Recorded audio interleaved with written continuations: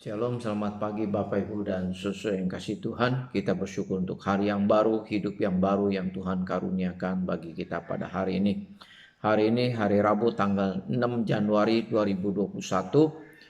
Saya ingin mengajak kita kembali membaca dan merenungkan satu bagian firman Tuhan yang diambil dari Injil Matius pasal yang ke-12 ayat 1 sampai ayat yang ke-8. Bagian firman Tuhan ini juga masih berbicara tentang reaksi orang-orang terhadap Yesus Kristus. Sebelumnya kita sudah merenungkan firman Tuhan bagaimana reaksi daripada Yohanes Pembaptis terhadap Yesus Kristus. Kemudian kita juga sudah merenungkan tentang bagaimana reaksi orang-orang yang ada di Korazim, Betsaida dan Kapernaum terhadap Yesus Kristus.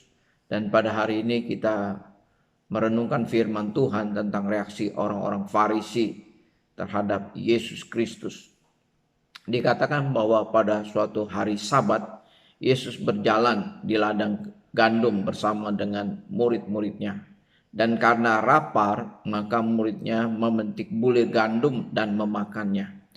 Nah, orang Farisi yang melihat apa yang dilakukan oleh murid-murid Yesus itu memetik bulir gandum dan memakannya, maka orang-orang Farisi ini berkata kepada Yesus, menuduh kepada Yesus, mengapa murid-muridmu melanggar peraturan Sabat?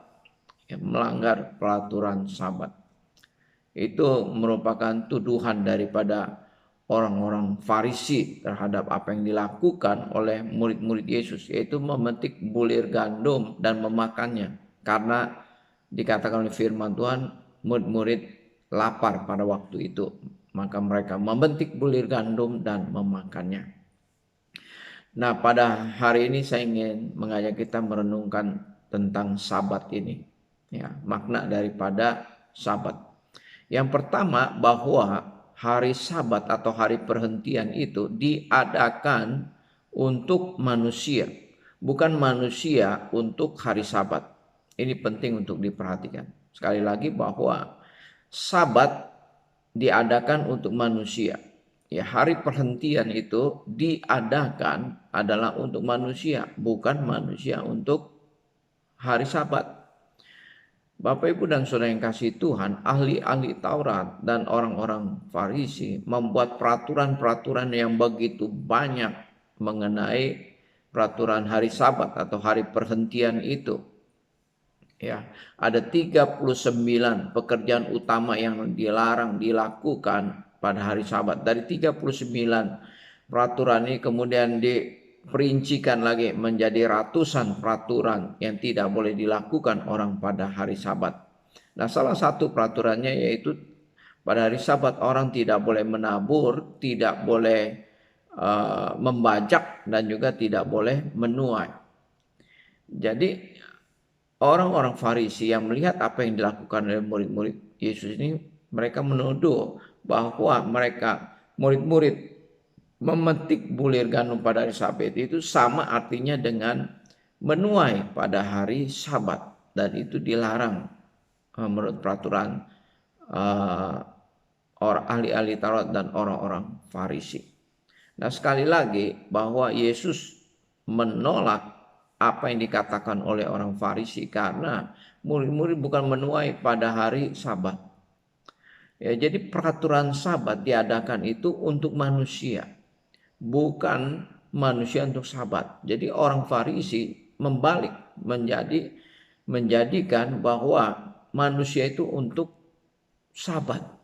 Ya, peraturan-peraturan yang banyak itu bukan membuat manusia bisa menikmati hari Sabat, hari perhentian yang disediakan oleh Tuhan, malah membebani, menjadi beban yang berat bagi orang-orang Yahudi mengenai peraturan-peraturan ada Sabat.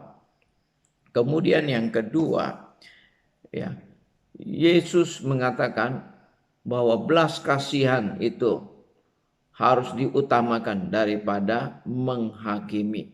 Ya, hal itu dikatakan di dalam ayat yang ke-7, dikatakan demikian.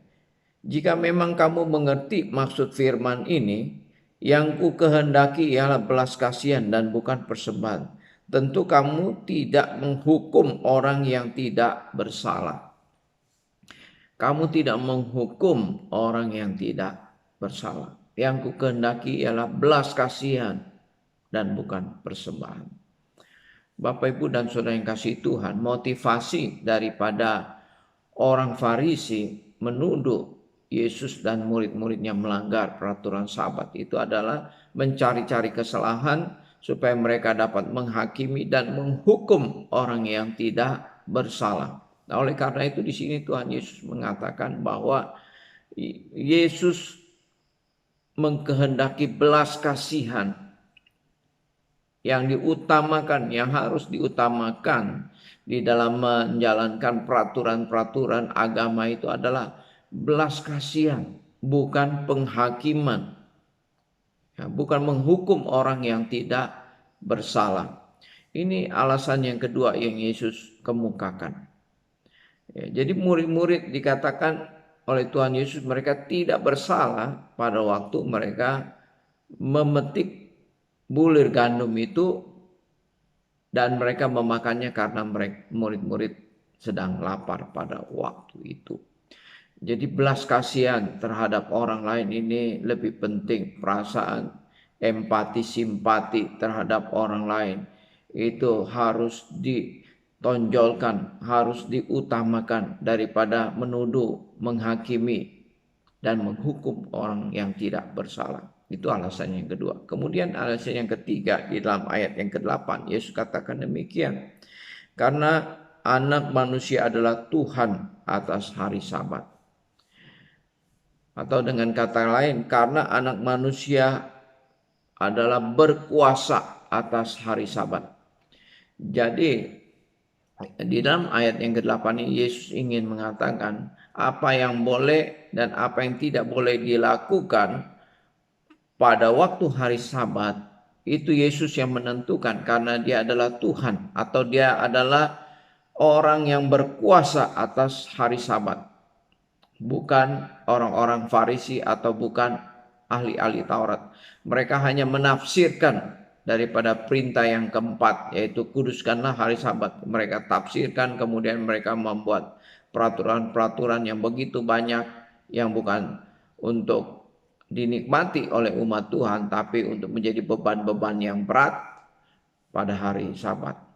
Tetapi Yesus mengatakan apa yang boleh, apa yang tidak boleh, bukan mereka yang menentukan, tetapi Yesus yang berkuasa menentukan apa yang boleh dan apa yang tidak boleh dilakukan pada hari Sabat.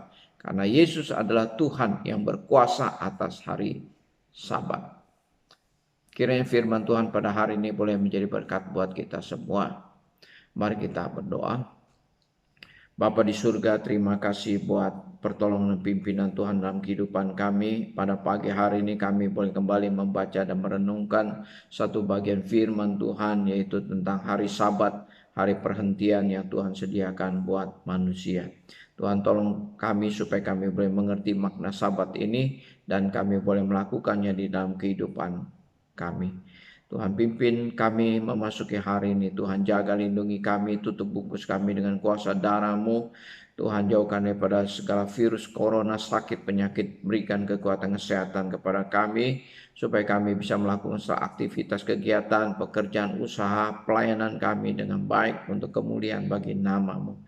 Kami mau menyerahkan Tuhan kehidupan rumah tangga keluarga kami. Biar Tuhan jaga dan Tuhan lindungi. Kami menyerahkan Tuhan semua doa kami, hidup kami pada hari ini ke dalam tangan kuasa-Mu.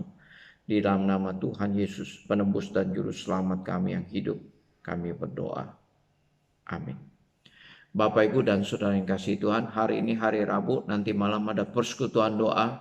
Marilah kita siapkan hati kita untuk datang menghampiri Tuhan di dalam doa-doa kita. Biar kita boleh terus bersandar dan berharap hanya kepada Tuhan saja. Selamat beraktivitas, Tuhan memberkati kita semua. Amin.